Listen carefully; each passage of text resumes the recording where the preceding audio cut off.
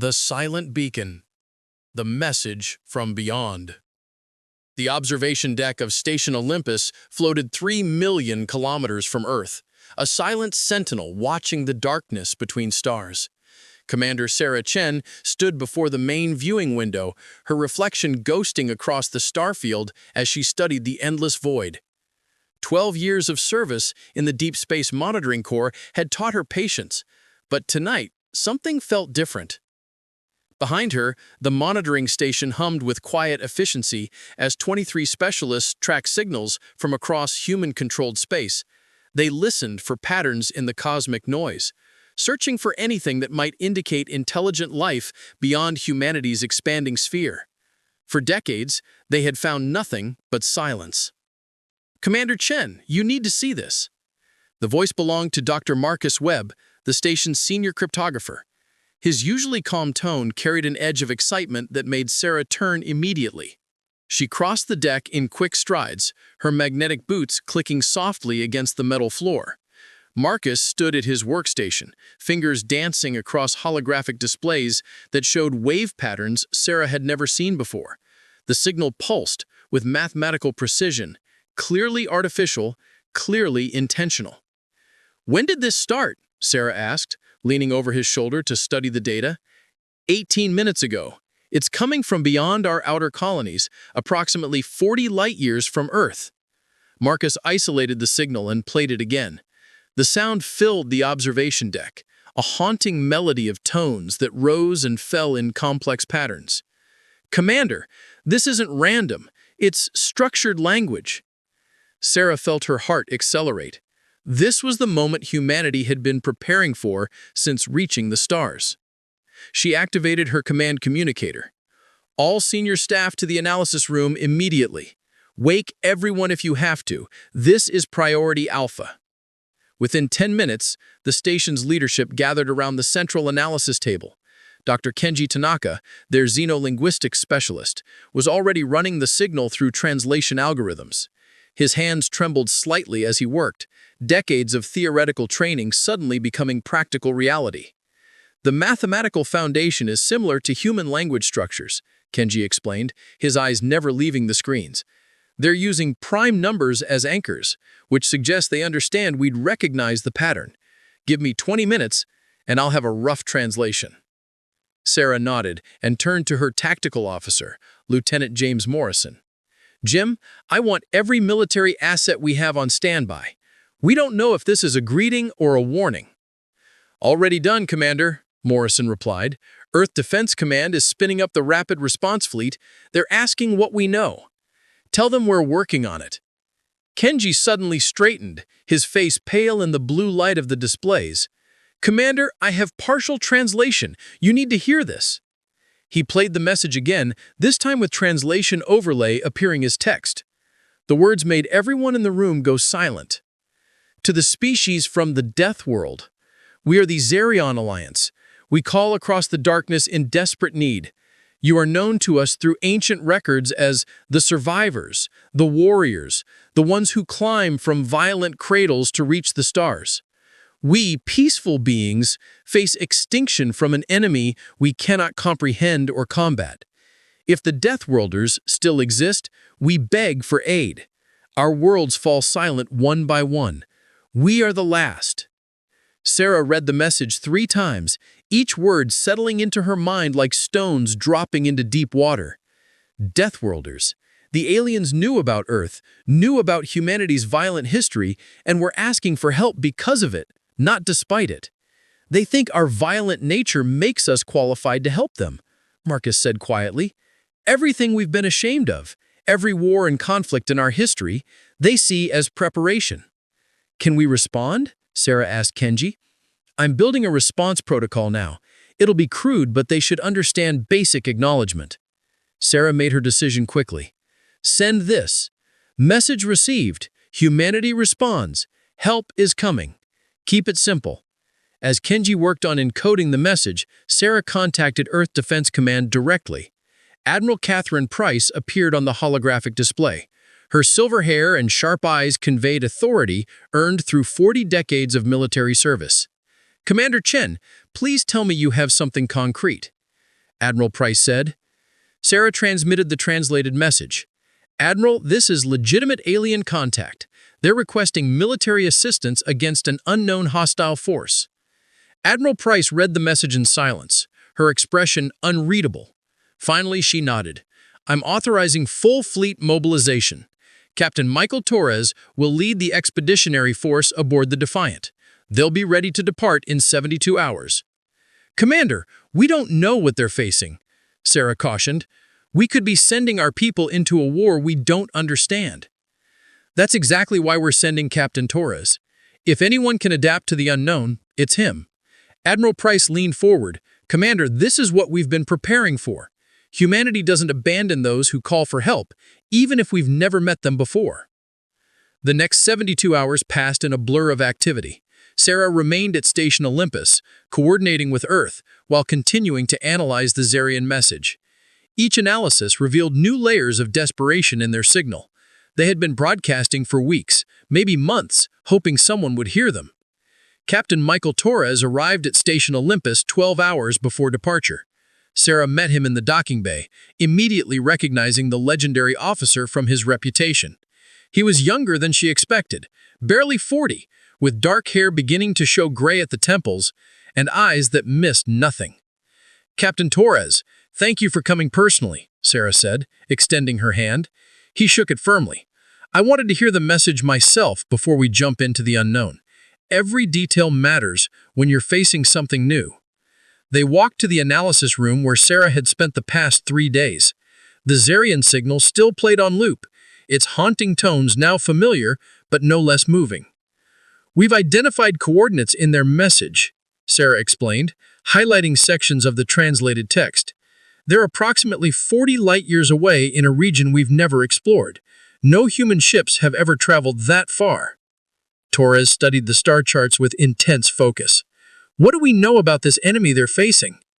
Almost nothing. They call it the silence in translation. Whatever it is has been systematically destroying their colonies. The Zarians say it's unlike anything they've encountered before. And you think we can help because we come from a death world. Torres said thoughtfully. They believe our violent evolution gives us an advantage. Does it? Sarah asked. Torres was quiet for a moment, his eyes distant. Violence teaches adaptation.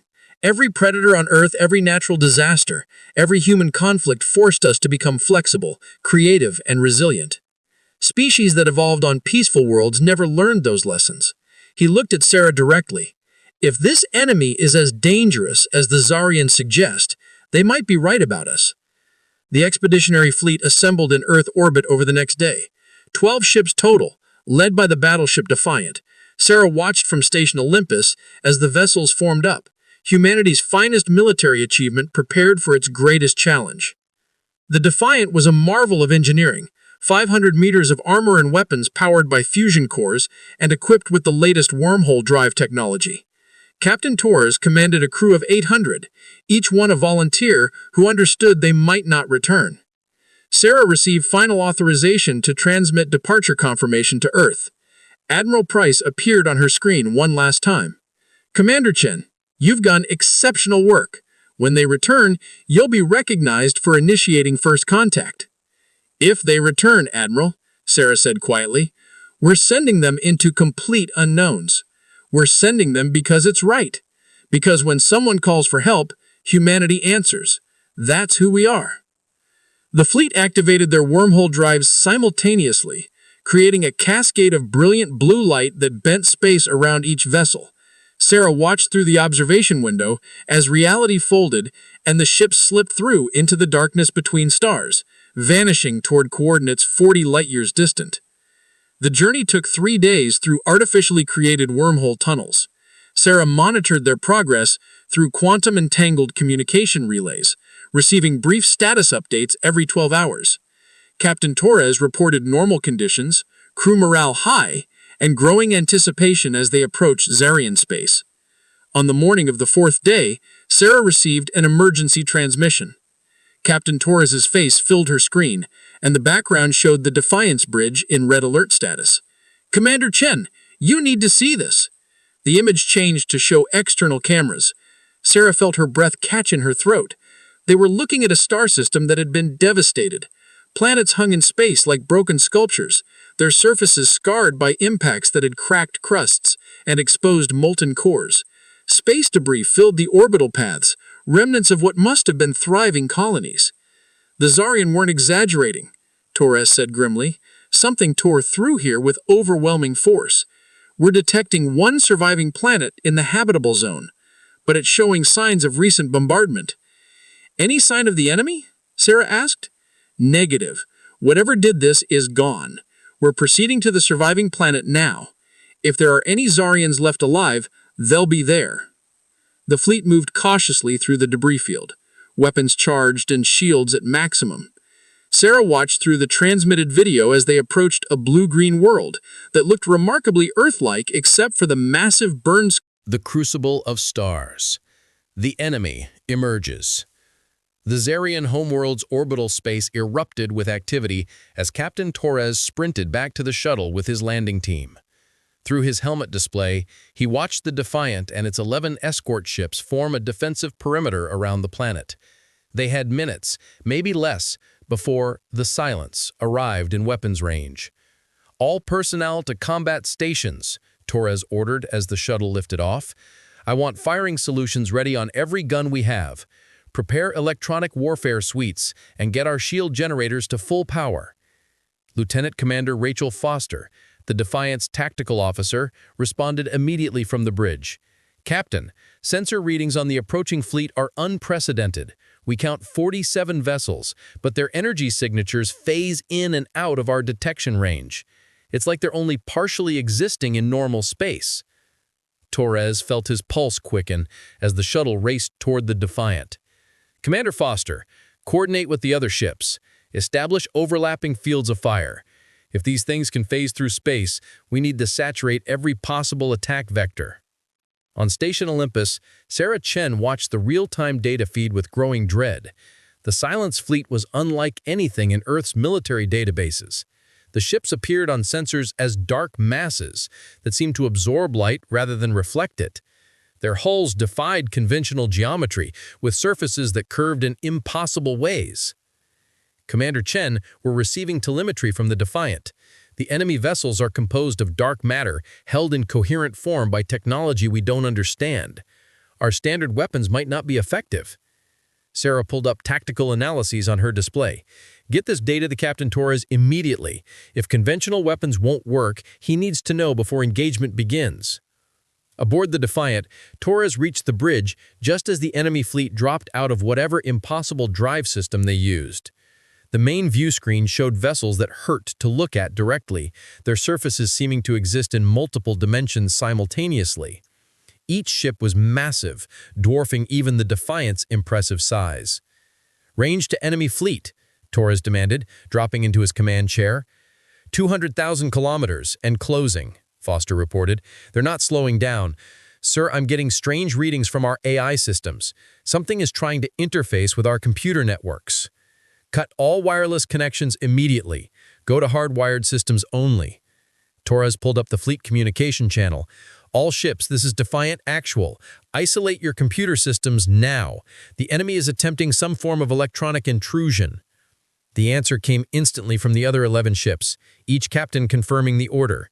Humanity's paranoid approach to artificial intelligence, born from centuries of science fiction warnings, had led to strict isolation protocols in all military systems. It might be the only reason they weren't already compromised. The Silence fleet began spreading into an attack formation that demonstrated clear tactical intelligence. They moved with precision, each vessel taking a position that provided mutual support while maximizing firing angles on the human and Zarian defensive positions. "Captain, we're being hailed," reported Communications Officer Lieutenant Yuki Tanaka. "The signal is coming through quantum entanglement directly into our systems despite the isolation protocols." "Put it through," Torres ordered, his jaw tightening. The bridge speakers crackled and then filled with a sound that made everyone present flinch. It wasn't language exactly, more like the absence of sound given voice. When the translation algorithms processed it, the words appeared as text on the displays because the computer couldn't produce audio that matched the alien thought patterns. "Biological entities detected. Classification: Death World Origin. Threat Assessment: Significant. You have interfered in the harvesting cycle. Withdraw or be processed for analysis. Torres stood and walked to the view screen, staring at the impossible ships arrayed before him. This is Captain Michael Torres of Earth's Expeditionary Fleet. We're here to defend the Zarian Alliance. Your harvesting ends now. The response came after a 3-second delay. Death World Entity demonstrates expected aggression patterns. Your species has been designated for future evaluation. Current priority: Zarian consciousness harvest completion. You cannot prevent this outcome. Try us, Torres said flatly. The Silence Fleet opened fire without further communication. Beams of concentrated dark energy lanced across space toward the human defensive line. The Defiant shields flared brilliant blue as they absorbed the impact, but Torres could see the power readings dropping rapidly. "Return fire, all batteries," Foster shouted, her hands flying across her tactical console. "Target the lead vessel." The Defiant's railguns opened up, hurling magnetically accelerated projectiles at relativistic speeds toward the enemy. Simultaneously, particle beam weapons carved lines of superheated energy through space. The other human ships added their own firepower, creating a devastating barrage that should have torn any ship apart. The lead Silence vessel simply phased out of normal space for 3 seconds. When it reappeared, the projectiles and energy beams passed through empty void. The enemy ship returned fire, and this time, their weapons struck the destroyer Relentless directly. The human ship's shields collapsed instantly, and a section of its hull simply ceased to exist, as if reality had been edited. "Relentless has lost forward sections," Foster reported grimly. "They're venting atmosphere and pulling back." Sarah watched the battle from Station Olympus, her hands gripping the edge of her console. The human fleet was fighting bravely, but their weapons seemed almost useless against an enemy that could slip between dimensions at will. "Commander," Marcus called out urgently, "I'm analyzing the engagement data. The enemy weapons are disrupting quantum bonds at the molecular level. They're literally erasing matter from existence." "Can our shield stop that?" Sarah asked, though she already knew the answer. "For a while, but not indefinitely. Each hit degrades the shield integrity exponentially." Marcus paused, his eyes widening. "Wait, I'm seeing something else. When the Silence ships phase out, there's a brief moment where they're vulnerable to electromagnetic disruption. If we could hit them with a massive EM pulse during that transition window." Sarah immediately opened a priority channel to the Defiant. "Captain Torres, we have tactical data that might help. Transmitting now." Aboard the Defiant, Torres reviewed the data from Station Olympus while watching 2 more of his ships take damage. The battle was going badly, and they had only been engaged for 5 minutes. He needed something to change the equation. "Foster, redirect all power from our main guns to the electromagnetic warfare suite. I want the biggest EM pulse we've ever generated ready to deploy." "Sir, that will leave us defenseless for 30 seconds, Foster protested. "Do it anyway, and coordinate with the fleet. I want every ship ready to fire conventional weapons the instant after our pulse hits." The tactical officer hesitated only a moment before nodding.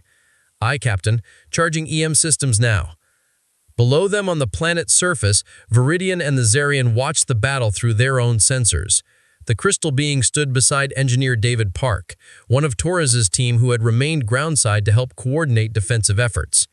"Your people fight bravely," Viridian observed, "but the Silence cannot be defeated through conventional warfare. We learned this across 17 worlds." Park was a compact man with steady hands and a mind that never stopped analyzing problems. He studied the Zarian holographic display showing the battle. "You said they harvest consciousness? How exactly do they do that?" "We do not fully understand the mechanism," Viridian admitted, "but our scientists observed that the Silent ships emit a field that resonates with neural patterns. They appeared to be searching for something specific in each consciousness they harvest." "Searching for what?" Park asked. "We believe they seek innovation, creativity, the spark that drives evolution and advancement. They are machines that consume the essence of living thought." Something clicked in Park's mind. He activated his communicator. "Captain Torres, this is Park groundside. I think I know why our people are doing better than expected against the Silence." "Talk to me, Park," Torres responded, his voice tense over the channel. The silence feed on consciousness, but human neural parents are unique. We evolved on a death world where we had to constantly adapt to survive. Our brains develop differently than species from peaceful worlds. We might be harder for them to read, harder for them to process. On the Defiance Bridge, Torres absorbed this information while watching two more of his ships take damage. The battle was going badly, and they had only been engaged for 5 minutes. He needed something to change the equation. Foster, redirect all power from our main guns to the electromagnetic warfare suite. I want the biggest EM pulse we've ever generated ready to deploy. That will leave us defenseless for 30 seconds, Foster protested. Do it anyway, and coordinate with the fleet. I want every ship ready to fire conventional weapons the instant after our pulse hits.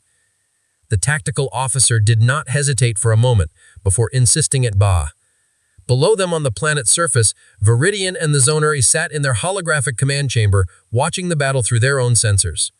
The crystal being stood beside engineer David Park, one of Torres's team who had remained groundside. Your people fight bravely, but the silence cannot be defeated through conventional warfare. We learned this across 17 worlds. Park was a compact man with steady hands and a mind that never stopped analyzing problems. He studied the Zorian holographic display showing the battle. You said they harvest consciousness. How exactly do they do that? We do not fully understand the mechanism, Viridian admitted, but our scientists observed that the silent ships emit a field that resonates with neural patterns. They appeared to be searching for something specific in each consciousness they harvest. Searching for what? We believe they seek innovation, creativity, the spark that drives evolution and advancement.